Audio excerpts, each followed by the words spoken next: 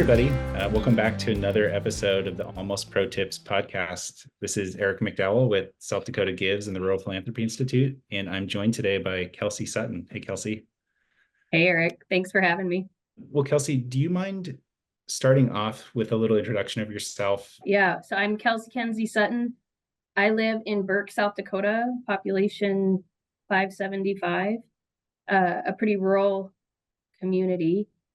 And my main involvement with the Day of Giving comes through my work as the president and treasurer of the Burke Area Farmers Market.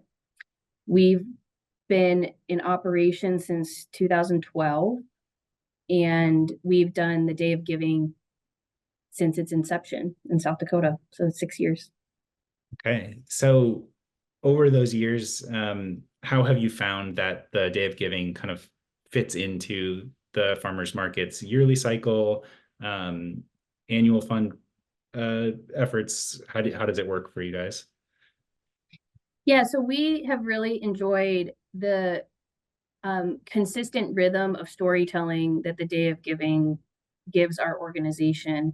And so every year we get to talk about our work, talk about our mission. Our mission is growing healthy food, families, and communities. So we get to speak about our mission. We get to talk about our work, and we get to remind people, how much fun our individual events are.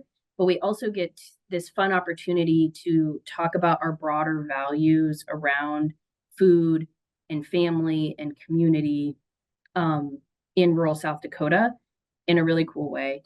We've used the campaigns to fundraise. That has been successful for us, and we've certainly loved the prize money that we could win with South Dakota Day of Giving, and it did really impact our small organizations' budgets for a couple of years.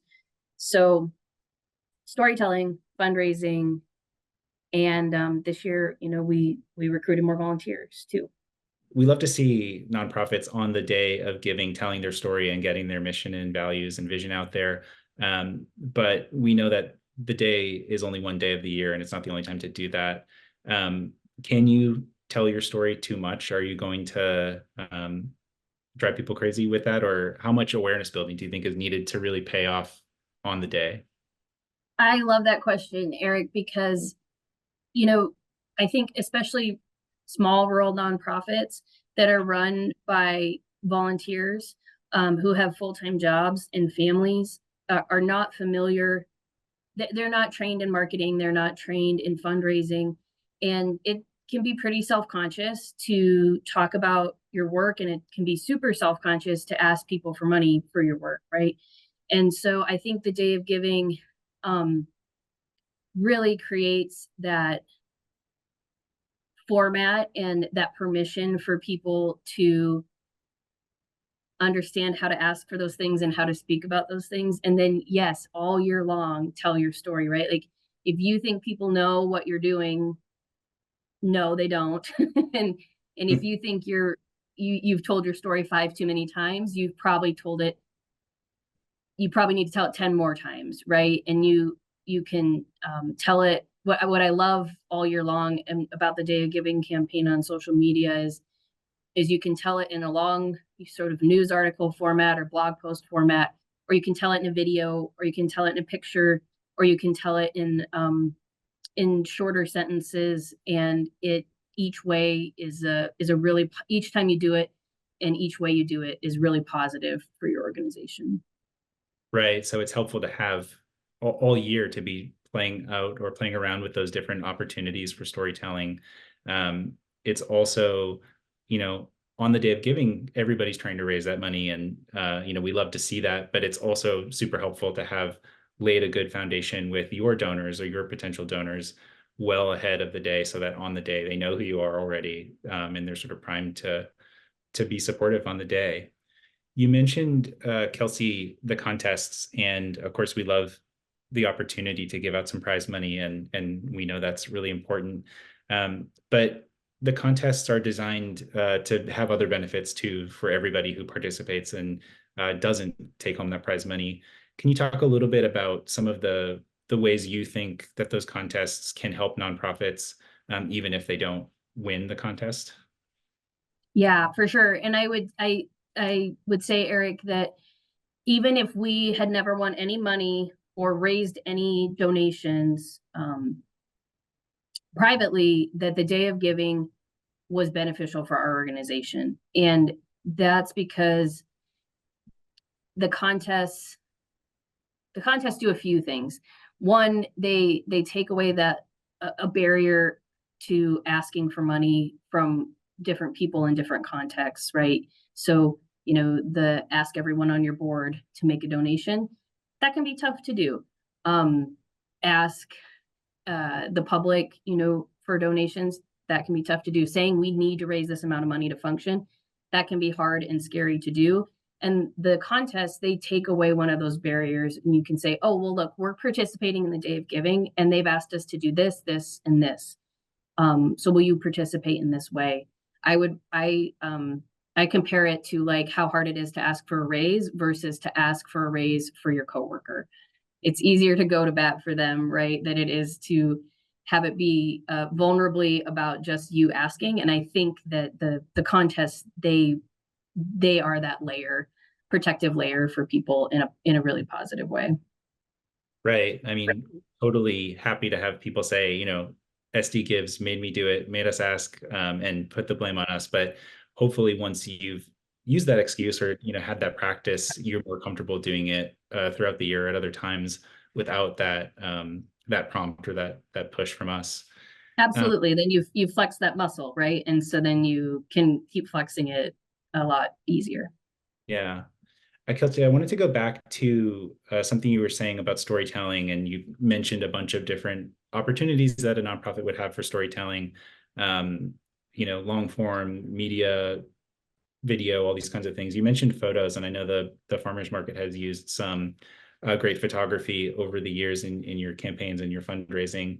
Can you share a little bit about how you've approached capturing good photos? Do you have to have a professional photographer on staff, and why you think that those photos can be an effective way to reach supporters? Yeah, I think taking great photographs of your work all year long is one of the best things you can do for your organization and to be prepared for the day of giving. You can never have enough photos. We do not have a professional photographer on staff.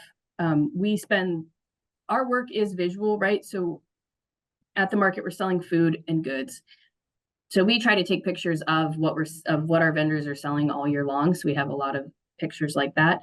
But pictures of the crowd, pictures of people eating and hanging out with each other, enjoying music, are all really powerful messages to send when you are doing a campaign or telling a story, right? And I think that especially in a rural context, people are going to be familiar with the people in the pictures. They're going to be familiar with the places in the pictures.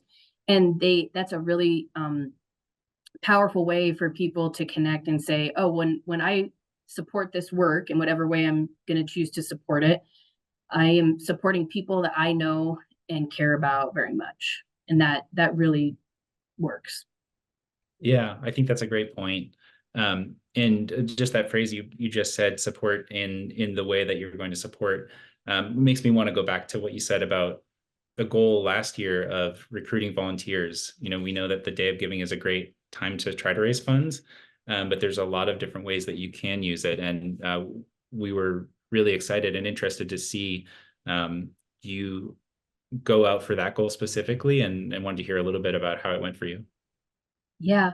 Yeah. And like me, take my own advice, right? I need to talk about how the tasks that go into setting up the market each week and tearing down the market each week and caring for the organization and administering things and keeping up with vendors. And so we really wanted to share this year that we needed more volunteers. As the market grows, we really need more volunteers. And we thought this is a great time to make that direct ask of people and set a goal to recruiting more volunteers for the market, and to talk about our work, in a little bit more vulnerable way too, and saying, hey, we got a lot going on here. The market's pretty big and we really could use more help.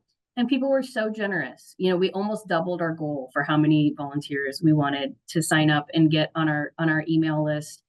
And it was also a really fun campaign. Yeah, for people to be raising their hand and saying, "Oh, yeah, I'll help this summer."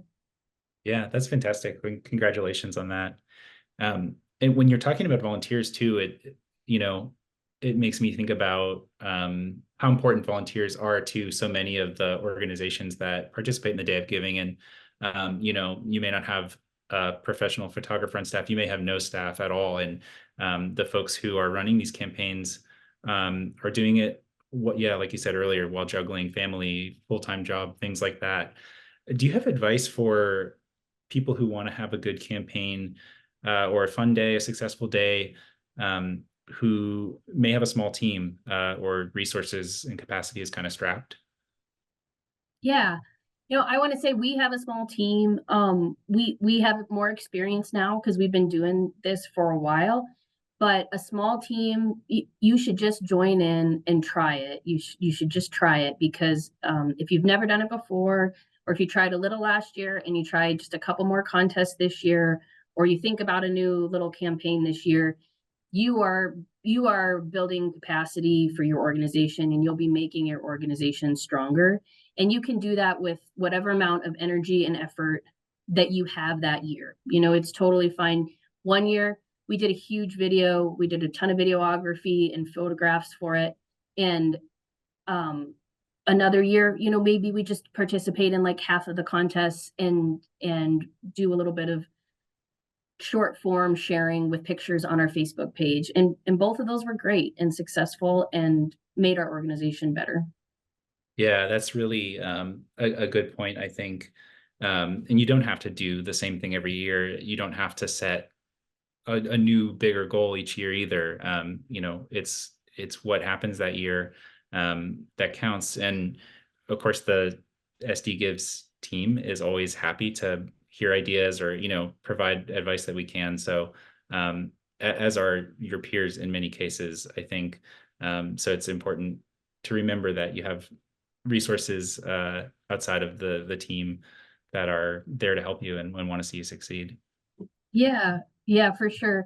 And I think that I wanted to point out too, when you're consistently participating and consistently telling a story about your work around the Day of Giving each year, you're also building that up for when you do need to make a big ask of people, right? So if you're not running, necessarily a fundraising campaign every year, you're still adding a lot of value for the years that you then might really need to say, hey, we really need to raise money. Can you help us this year? Right, right. I mean, we talk about the day as just one day of the year, but the 1 year's day is only one day every year that we do this. So it's really good to think about how over the years you can do some really good work that builds up upon itself. Um, Kelsey, I have maybe one more question before I let you go. And uh, I'm thinking about the impact of the Day of Giving that you've seen maybe on your own community, a rural community. You mentioned population 575, I think it was. How you've seen the Day of Giving and awareness building that the farmers market has done uh, bring visibility to the sector, lift up the sector in any way that you can speak to. Yeah, I think that the nonprofit sector is so important, and it's such a part of a thriving community, right? To have a thriving nonprofit sector. And I'm really proud that the farmers market has been able to, I think, lead the way in some of this capacity building, at least in my community and region. And I would imagine in other rural communities too, because I think it tells a story about nonprofit work in general, and what that might look like and why it's important, in a way that has people saying, oh yeah, okay, the farmers market, that's a nonprofit.